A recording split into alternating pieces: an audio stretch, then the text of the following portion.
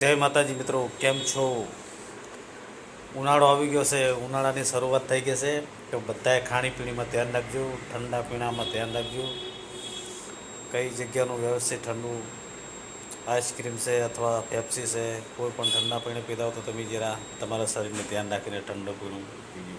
કારણ કે ઉનાળાની ગરમીની અંદર કોઈ વસ્તુ કોઈ ફિક્સ હોતું નથી.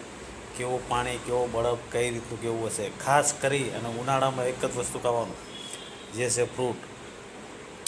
શક્કરટેટી છે, દ્રાક્ષ છે, ચીકુ છે, આ બધા ફ્રૂટો ખાવાના, જ્યુસ પીવાના, તબિયત મસ્ત રાખવાની અને કોઈ ટેન્શન લેવાનું નહીં. બસ જલસા એન્જોય કરવાનો. મિત્રો, ચિંતા કરવાથી તમારી મારી પાસે કંઈ આવવાનું નથી અને આપણે કોઈ જે છે એ સમસ્યા દૂર થવાની નથી. તો એક જ નિયમ છે, 3 ટાઈમ ખાઓ, પીવું, જલસા કરો અને કમાઓ. બરાબર? અને ખાસ કરીને જેમ મને તેમ નાના મોટી બચત તો હું દરેક વિડીયોમાં કહું છું, બચત કરો. પૈસો તમે બચાવશો તો પૈસો તમને બચાવશે શ્યોર. આ વસ્તુ પાક્કું છે. બાકી તો તમને લોકોને બધી જ ખબર છે, ગણતરી પ્રમાણે અત્યારે ચાલવું જોઈએ છે. મોંઘવારી વધતી જાય છે. ગેસના બાટલા કંઈ મળતા નથી અને શહેરોમાં, સિટીઓમાં તોફાનો ચાલુ છે. ગમે તે જ્યાં તે જુઓ તો મગજમારીઓ નાન તેન. એટલે ખાસ કરીને મારા તમામ મિત્રોને જણાવવાનું છે કે તમારું મગજ, ગુસ્સો કંટ્રોલમાં રાખજો. ઉનાળાની કાળઝાળ ગરમી છે.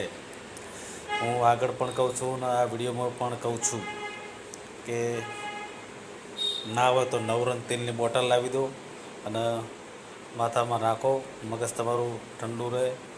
બરાબર છે?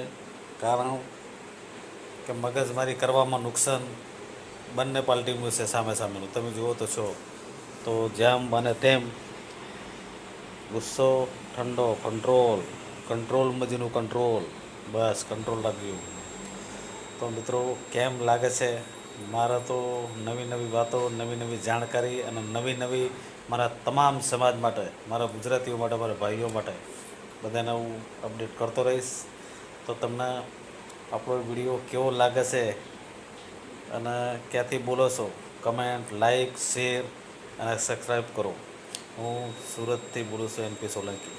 જય માતાજી.